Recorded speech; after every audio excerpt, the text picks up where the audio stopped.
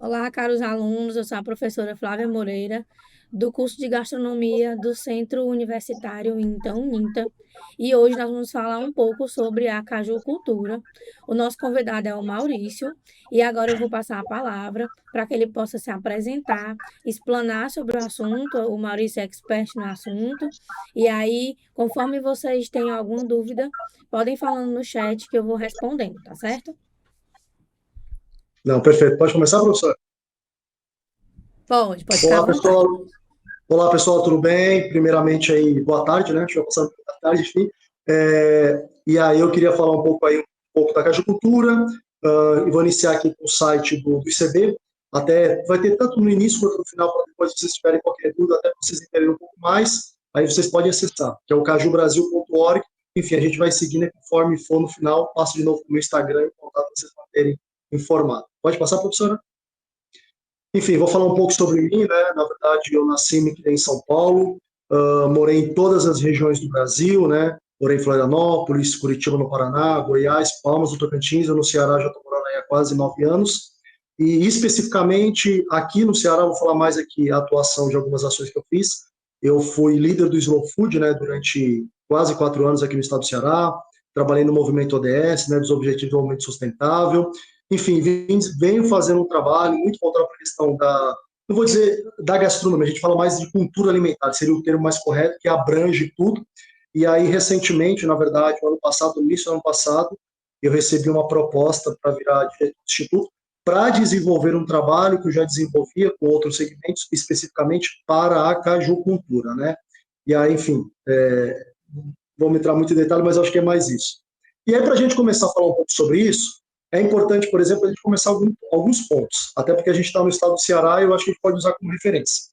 Para quem não sabe, por exemplo, os povos originários já tinham a utilização do caju dentro do seu, digamos, imaginário, tanto da cultura quanto do consumo de bebidas. Um exemplo é o mocororó. Para quem não conhece, o mocororó ele é feito com caju azedo. O que é esse caju azedo? É um cajuzinho menor, que ele é bem azedinho mesmo. Quem tiver a oportunidade, vale a pena ir, por exemplo, no Genipapo Canindé, aonde você tem disponível lá para você conhecer. Normalmente, esse período agora de novembro, eles fazem a festa e eles fazem uma produção que, enfim, dura até acabar, até eles venderem, enfim, degustarem, mas é interessante para vocês conhecerem, né? Que é um modelo tradicional, entre aspas, de fazer um vinho de caju, digamos, indígena, né? Enfim, pode passar. Até essa foto é lá lá em Aquiraz, né? No Genipapo Canindé. E aqui, dentro disso, é algumas fotos de articulações, na verdade, políticas, né, e diálogos com alguns representantes do governo, porque a gente vem fazendo um trabalho de divulgação da cajucultura, até para que esses representantes possam conhecer, e aí no decorrer dos slides eu vou estar explicando tudo direitinho para vocês entenderem qual é o nosso objetivo, o que a gente quer pautar, como a gente quer pautar. E a gente não pode esquecer que a alimentação é um ato político, não é? Envolve as Com políticas certeza. públicas. E às vezes a gente esquece que a gente precisa do ato político também para ter uma boa alimentação, né? E até pensando nessa situação que a própria professora falou relacionada à política, a gente resolveu agora, esse ano, na verdade, a gente já está em protesto, já era um plano antigo, a gente reuniu, na verdade, os principais estados produtores, Piauí, Rio Grande do Norte e o Ceará, e a Bahia esteve presente nesse primeiro momento, para a gente criar um comitê permanente da cajucultura, que é uma espécie de grupo para fazer uma pauta unificada.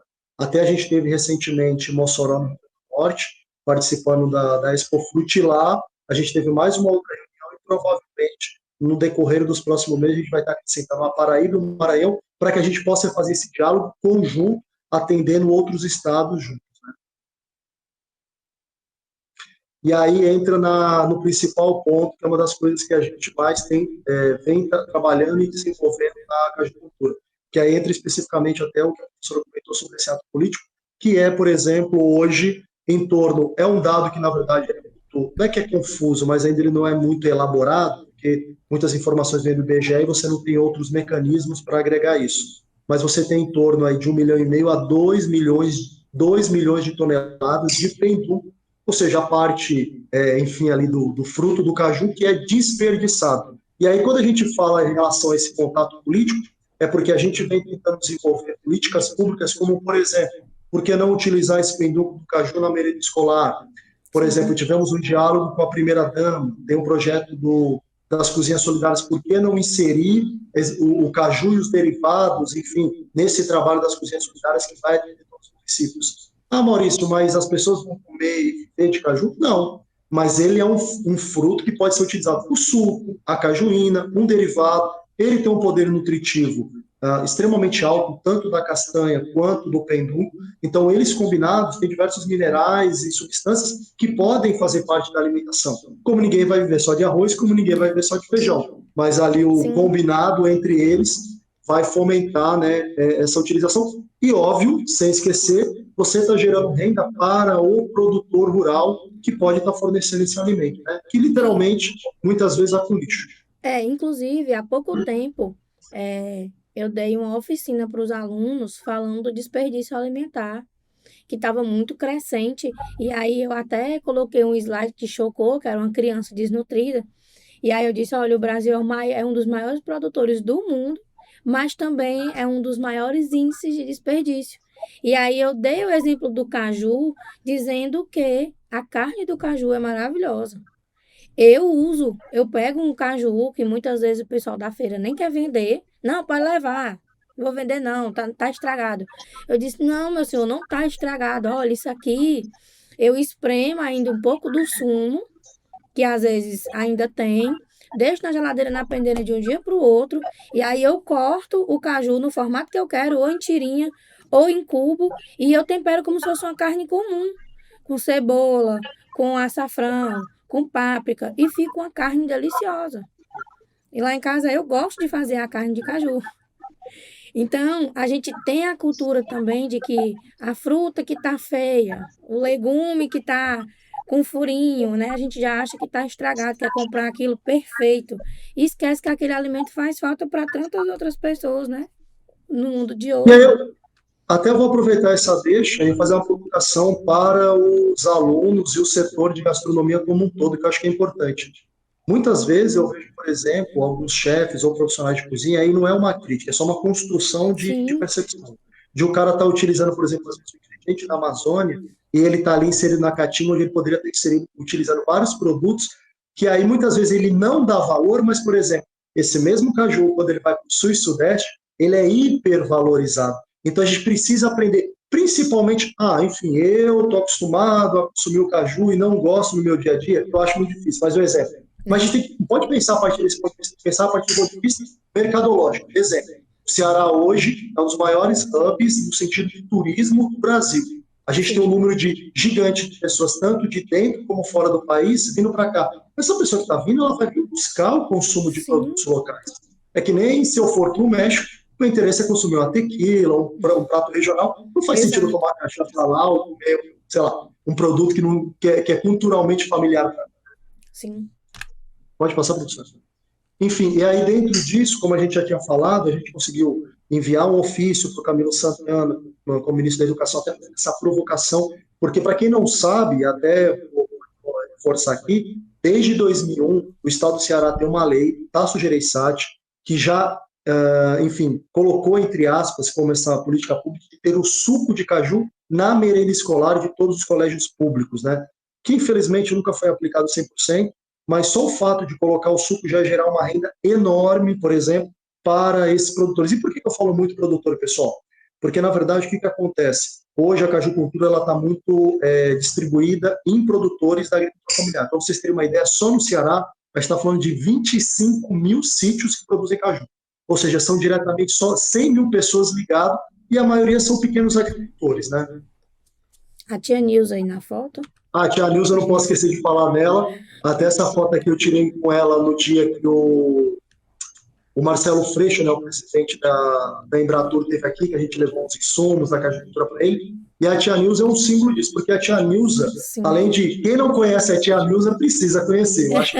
Eu imagino que ninguém, enfim, eu acho que isso não acontece aqui. Mas, se vocês não conhecem a tia Nilza, tem que conhecer, e aí ela é simbólica nesse ato, porque quando houve essa implementação da lei da Gereissati, a tia Nilza, na época, ela será que ela rodou o estado inteiro fazendo diversas oficinas de aproveitamento integral do caju para merendeira, estabelecimentos de modo geral vinculados aos colégios e para outras unidades. Então, ela é muito referente a Sim. essa discussão que a gente está fazendo. Né? Na Tia News é Pode referência em aproveitar o alimento na sua totalidade, né?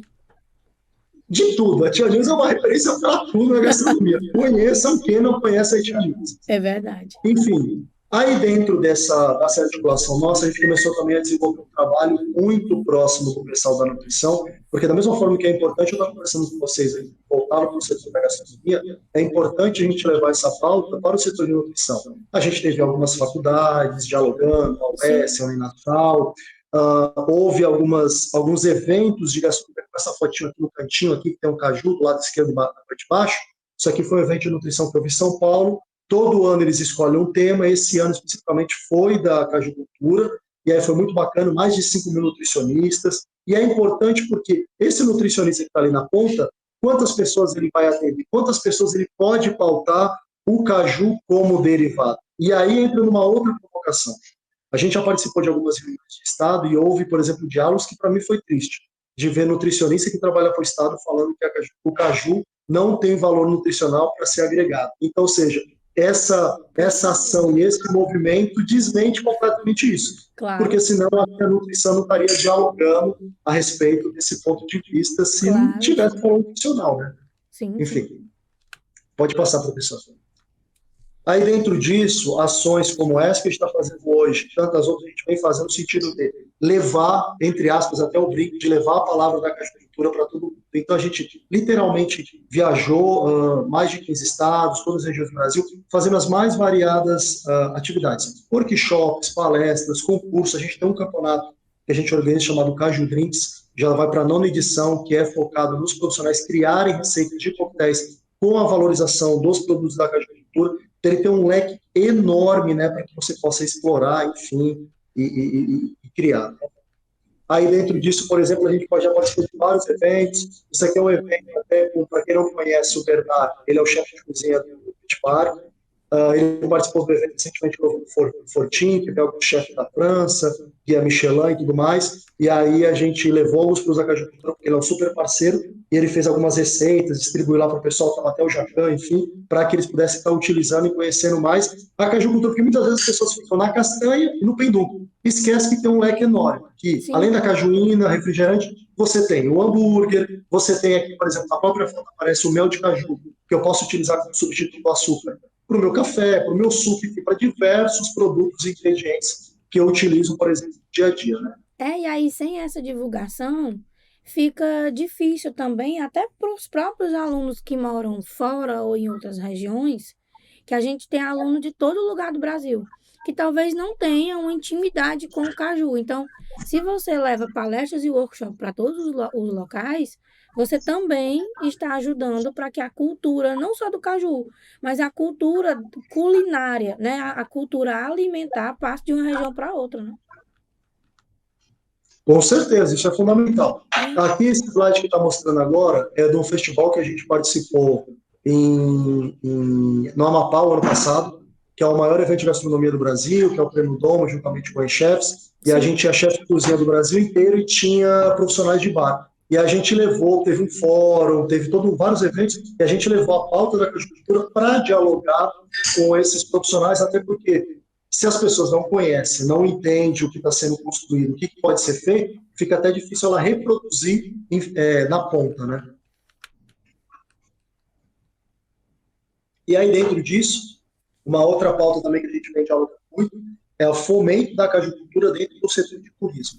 Aí você fala, qual o sentido disso, Maurício? Porque a gente já falou com a secretária de Cultura, falou com a secretária de Turismo do Estado, já dialogou aí com o representante do SEBRAE, secretária de Cultura, enfim, o próprio Marcelo Freixo está na foto, porque, na verdade, a gente entende que a cajucultura ela pertence ao setor do turismo de diversas formas. Exemplo, a gente já desenvolveu capacitações voltadas para o setor de hotelaria, para profissionais de gastronomia, o bartender, enfim, o próprio estabelecimento, ou seja, o dono do hotel e do estabelecimento entender a importância, por exemplo, de ele ter no café da manhã, no almoço, na janta, no diferencial, mas ele poder vender a cajuína ou os produtos lá, digamos, na lojinha dele, até que esse turista possa comprar, levar, enfim, para o seu estado de origem ou país de origem. Então, na verdade, ela agrega toda a cadeia. Você tem até movimentos, por exemplo, sendo feito aqui no estado do Ceará, por exemplo, então a nutricionista desenvolveu uma espécie de rota da cajucultura lá na região de Cruz. Você também tem, por exemplo, em Sergipe, uma rota que já está, entre aspas, consolidada pelo Ministério do Turismo, que é uma rota da castanha em Sergipe, e tem outras sendo desenvolvidas, né? Então a gente pode fazer esse desenvolvimento de trabalho para valorizar a cajucultura dentro desse cenário, que Claro. é importante que todos vocês que estão do outro lado se apossem dessa ideia para que vocês possam hackear quando vocês estiverem nos bares, restaurantes, principalmente se vocês estiverem trabalhando, né? Claro, claro. E aí, dentro disso, até algumas atividades interessantes, porque assim, uma das críticas que às vezes a gente ouve, enfim, que é uma coisa um pouco genérica, mas na prática eu não vejo, é que existe que se fala assim, a cajuína não é tão gostosa, ou isso, eu falo assim, e aí entra naquela questão de percepção, no sentido de degustar, de dialogar com o público, conversar com ele. Eu vou dar uma referência do evento que a gente participou. Teve o evento, recentemente, a posicionamento aqui em Fortaleza, os Jogos Mundiais de Esportes de Areia, né? Um deles foi o de beach tênis, e assim, a gente tinha literalmente gente do mundo inteiro, e a gente levou derivados da cajuína para fazer uma degustação com o pessoal. Cajuína, brigadeiro de caju, suco e outros doces, e eu falo sem medo de errar.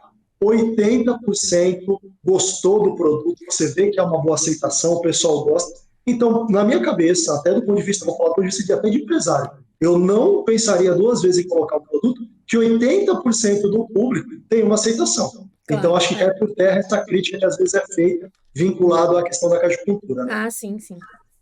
Aí, dentro disso, tem toda uma conjuntura, na verdade, de valores agregados que a gente pode fazer em relação à agricultura. Aqui eu estou mostrando, por exemplo, alguns produtos que a gente levou para a feira. Vinho de caju. Você tem, por exemplo, aqui o Mocororó Encantado, que é um coquetel engarrafado, que ele é feito de cachaça, vinho, xarope de frutas e cajuína.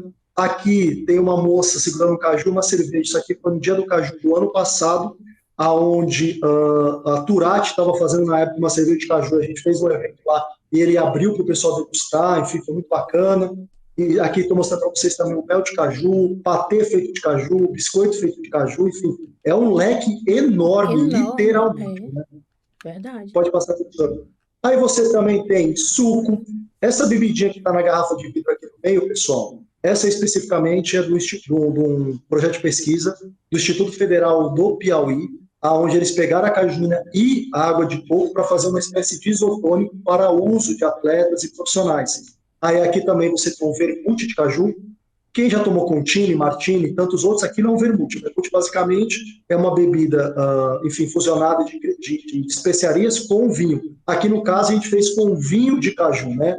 Aí aqui também tem geleia de caju, brigadeiro de caju, bolinho de caju, castanha de caju recoberta de chocolate. E aqui, eu não sei se vocês estão vendo um cajuzinho todo fatiado aqui. Sim. Esse daqui é muito interessante, até falar para vocês. Isso foi num evento que a gente fez, por exemplo, no Piauí, e o cara pegava um caju, cortava, fazia uma espécie de carpaccio, enfim, com esse caju, e ele temperava e ele vendia esse prato a R$20. Um caju. Então, ou seja, olha o tanto das possibilidades que a gente tem para fazer. E aí entra naquela coisa que, assim, nós, quando eu falo nós, é coletivo, a gente precisa começar a aprender a contar a nossa história, a ter um storytelling bem elaborado, porque vocês, como cozinheiros, chefes de cozinha, profissionais como todo dono de bar, restaurante, vocês precisam entender que vai ser fundamental que vocês implementem isso no dia a dia, no bar de vocês, contando as histórias. Claro. Pode passar, Que agora nós estamos chamando de experiências gastronômicas, né? As experiências gastronômicas estão vendendo mais do que apenas o prato. E aí eu vou dar um exemplo para vocês, começando, por exemplo, da nossa cajuína. Né? Aqui, quem criou a cajuína foi o Rodolfo Teófilo. O Rodolfo Teófilo é um baiano que morou praticamente a vida inteira dele no Ceará, né? Ele criou o método, ele era um farmacêutico, ele criou o método de produção da cajuína. E aqui o que vocês estão vendo é um documento da premiação em 1908 no Rio de Janeiro, da cajuína, do prêmio que ela recebeu do Rio de Janeiro. Lembrando que, na época, o Rio de Janeiro era a capital do Brasil. Então, ou seja, mais de 100 anos atrás. Lembrando que a cajuína foi criada em 1900. E em 1908 ela recebe esse título. Então, ou seja, a gente já tem Aqui são algumas ações de... Opa, pode passar, professor. Aqui são algumas ações de ATER, né? Porque hoje o Instituto Caju Brasil ele atua tanto no Brasil quanto fora, principalmente países da África. E é interessante a gente fazer essa convocação, por quê?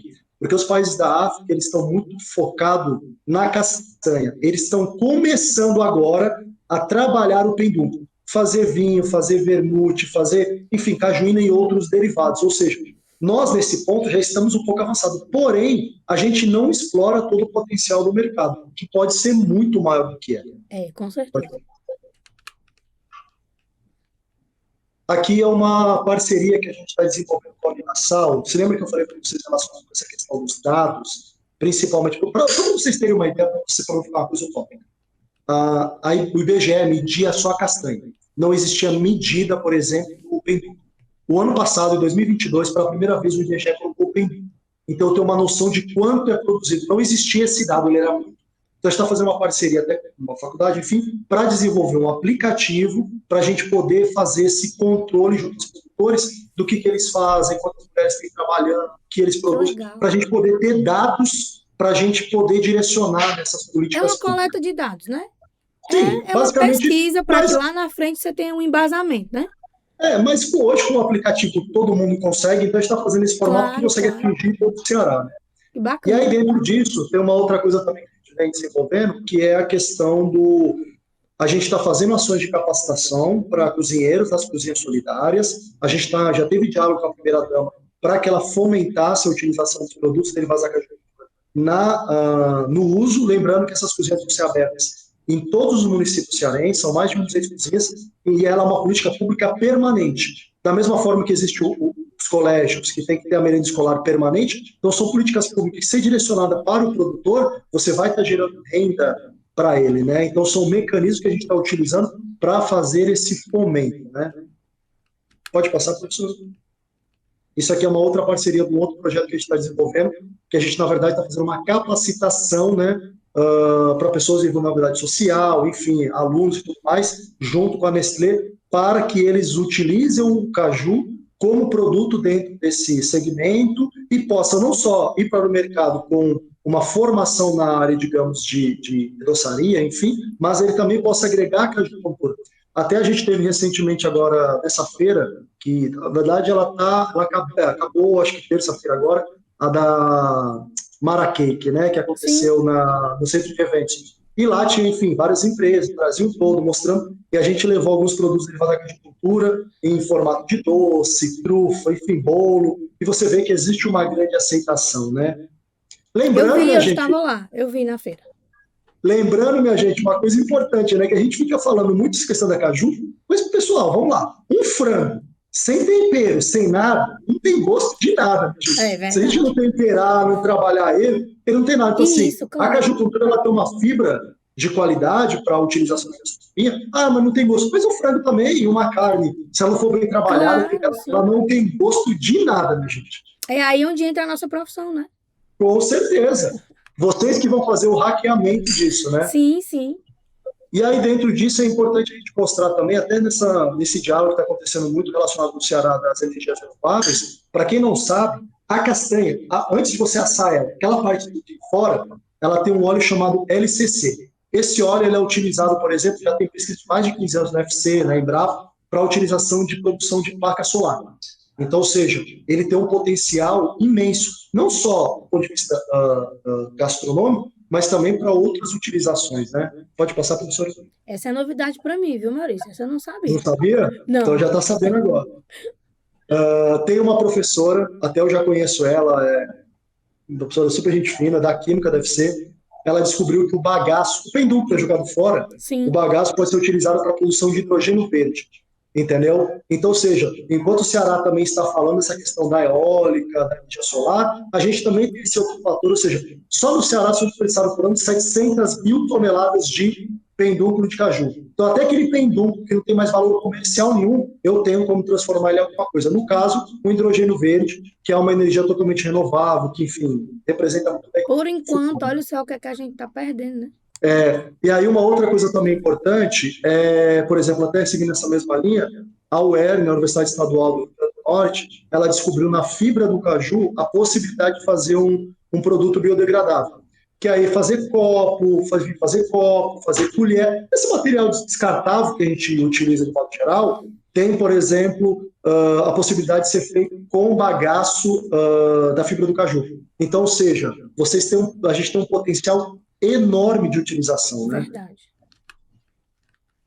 Foi surpresa até para mim, viu, Maurício? Essa daí eu não sabia.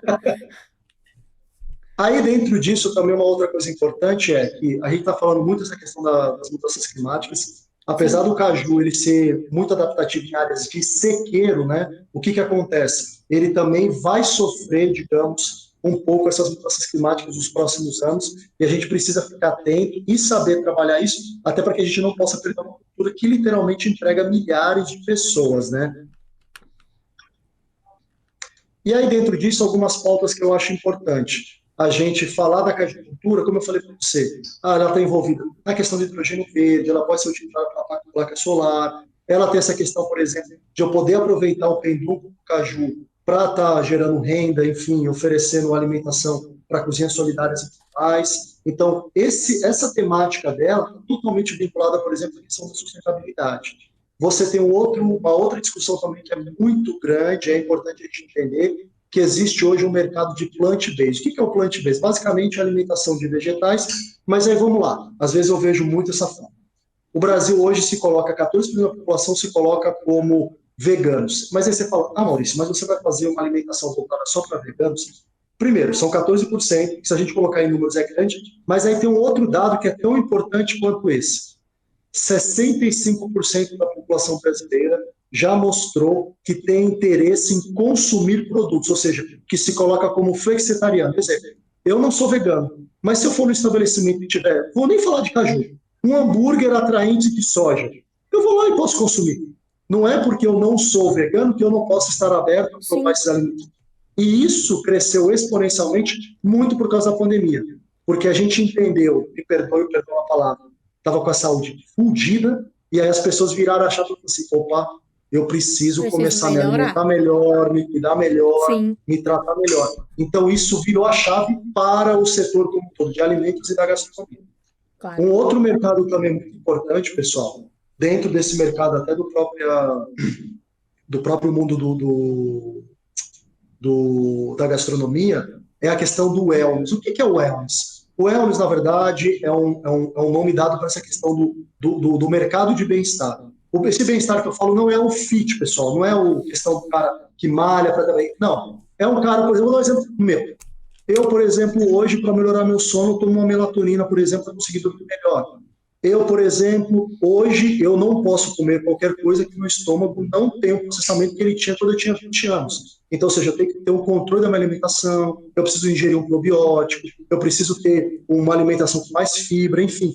E isso está vinculado diretamente com a agricultura e com todos esses setores, porque esse wellness, esse mercado que as pessoas estão buscando, uma alimentação mais saudável, uma alimentação com mais, digamos, fibras, nutrientes, já está fazendo parte do dia a dia. E vocês, como profissionais do setor, precisam ficar atentos, porque, por exemplo, nesse último evento de nutrição, esse mercado que o pessoal fala de gastronomia funcional está explodindo. Então, Sim, vocês precisam ficar atentos, até porque quando vocês forem para o mercado, vocês precisam, mas eu só faço isso. Não, você tem que ser um profissional multifatorial, ali tem que estar preparado para uma vaga na área de doce, não sei se vai ser dono de bar, ou seja, quanto mais você tiver o seu leque aberto, melhor. E aí entra numa outra questão também muito importante, que a gente tem um cenário no Brasil que é a tal da geração Z, que a gente fala, né? Eu tenho uma filha, por exemplo, de 15 anos, que ela vai trabalhar, vai entrar nesse mundo, e essa geração Z, vocês mesmos são muito dessa geração, que é o seguinte, essa geração ela veio de forma disruptiva. Ela pensa diferente, ela se veste diferente, ela vê, por exemplo, quem hoje vê televisão da geração Z? Quase ninguém. Todo mundo vê pela internet, no vídeo e tal. Eu mesmo faz anos que eu não vejo mais televisão. Mas ela também está influenciando o modo de consumir alimentos de modo geral. E esse mundo do plant-based, esse mundo, enfim, desses ingredientes novos, eles precisam estar, a indústria precisa estar atenta para estar ocupando esse espaço, porque o mercado vai mudar. Já está mudando e a sim, indústria se ligou nisso e está sistematicamente em busca de soluções. Né? E aí entra outro também detalhe aqui que é a economia da experiência. Hoje, principalmente no mercado pós-pandêmico, as pessoas estão buscando cada vez mais uma nova experiência, porque as pessoas passaram enfim, é quase que um estresse pós-traumático. Muitas vezes as pessoas nem falam disso, tem pessoas que morreram, se não morreu, pessoas próximas do ambiente morreram e tiveram isso, e a gente está buscando cada vez mais experiência. Ou seja, eu não quero mais um copo com água, eu quero um copo com água e tudo que está no entorno dele. Quando eu entro no estabelecimento, como é que eu sou tratado? Quando eu faço um pedido no WhatsApp, como é que essa pessoa do outro lado da empresa me trata para atender o meu pedido? Como eu estou sendo afagado no meu por exemplo, dentro desse contato. Como é que está acontecendo? Ou seja, e aí essa questão, por exemplo, desse universo de novos produtos, novos elementos, agregar valor em torno disso, é fundamental dentro dessa possibilidade de você criar novas experiências. Sim. Os turistas que vêm, por exemplo, do Ceará, poder consumir um produto diferente. Por que eu consumiria, por exemplo, uma caipirinha de limão?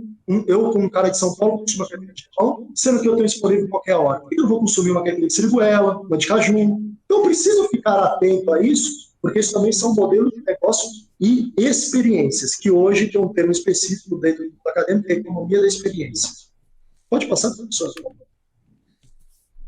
E aí, dentro disso, também a gente fez algumas atividades na televisão, enfim, já são mais de 50 sessões passando por vários canais aí, podcasts, televisões, enfim, fechadas, abertas, até para difundir um pouco do que isso que a gente está falando aqui, né? Claro. Pode passar, professora? Aqui, na verdade, é um evento que todo ano acontece de Castanha, esse ano vai acontecer no Camboja, né? E aí ele acontece, desculpa, o ano que vem vai acontecer no Camboja, e aí reúne, enfim, profissionais, enfim, não é muito o caso de vocês aqui, mas é uma coisa mais comercial, só para, enfim, vocês entenderem o tamanho do mercado da agricultura mundial. Para entender a vastidão desse mercado, né? Vamos lá, até para aproveitar esse slide desse ponto, só para vocês entenderem, pessoal, só a castanha, seu pindum, hoje, 2023, a gente está falando de 10 bilhões de dólares. Ou seja, são mais de 50 bilhões de reais movimentados no mundo só da castanha. Sem falar do pendum, sem falar dos mercados. Então, é um mercado gigantesco. Entendeu? Sem falar das outras propriedades. Muito maior que muitas empresas. Vai ver o faturamento da Embraer, vai ver o faturamento de muitas empresas de tecnologia hoje no Brasil. Não chega a isso. Esse mercado, se ele fosse trabalhar no Ceará, eu poderia me apropriar desses mercados externos e trazer para cá. E aqui é uma temática bacana. Ano que vem, pessoal, a Mocidade, né, como você fala? Escola de samba. A Escola de Samba do Rio de Janeiro, ela vai estar com a temática do caju, né? Até a gente teve um diálogo com a Secretaria de Cultura, que é essa que aparece na foto, que a gente está tentando dialogar com os governos estaduais, do Piauí, da Bahia e outros, que a gente quer levar produtor para Sapucaí, quer levar produtos da caju para os camarotes, enfim, aproveitar essa deixa para fazer a pauta, né? E para fazer a divulgação, né? Com certeza, sempre. Aqui é um pouco de algumas ações que a gente já fez. A gente já fez ações em 5 regiões brasileiras, 15 estados, mais de 100 eventos mais variados. Esse número aqui é um número que é muito emblemático. Hoje no Ceará existe 25.430 estabelecimentos. Estabelecimentos. Se a gente falar de uma família com 4 pessoas, está falando pelo menos 100 mil pessoas ligadas. Mas o mercado pode chegar a 150 ou 200 mil pessoas vinculadas à agricultura. Mas como assim, Maurício? Exemplo, o cara que está lá na beira-mar, vendendo castanha, mas nunca plantou um pé, se ele vive da castanha, ele faz parte do mercado da cajucultura. Claro. Por exemplo, entendeu? Aquele carinha que nunca plantou, mas ele compra castanha e vende para o açaí, por exemplo, da esquina, que você consome, ele faz parte do mercado da cajucultura. Sim.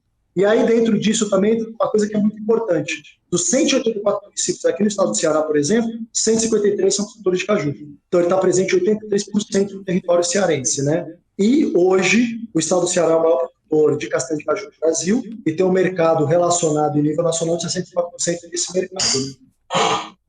Estou impressionada, viu? Porque eu não sabia que era um mercado tão forte. Gigantesco, né? Não, eu sabia da importância do caju, porque eu sou muito ligada tanto à cultura alimentar quanto às políticas públicas na parte social. Eu tenho vários projetos sociais que não é ligada a nenhuma instituição. Sou eu mesmo que junto a galera e saio na rua distribuindo comida. Porque até falo com os alunos que é muito importante a gente retribuir um pouquinho do muito que Deus dá pra gente. Parabéns, e se eu trabalho com a alimentação, nada mais justo do que eu poder alimentar algumas pessoas que não têm essa condição. Mas eu estou impressionada com o tamanho do mercado do caju. Eu sabia que era importante e emblemático, mas não sabia que tinham tantas possibilidades. E aqui, pessoal, é o Instagram, para quem quiser depois seguir aí o Instagram do ICB. E aí, só para finalizar, até aproveitando essa deixa, eu acho que vocês devem ter acompanhado a questão do aconteceu da Lusitânia. Acho que todo mundo ficou sabendo da questão do caju da massa ferro, né? Enfim, para quem não sabe, na verdade, a gente fez alguns questionamentos e aí o pessoal da Lusitânia entrou em contato com a gente. E aí, na verdade, até vou deixar registrado, que eu sei que isso aqui pode ser privado, mas eu vou deixar claro.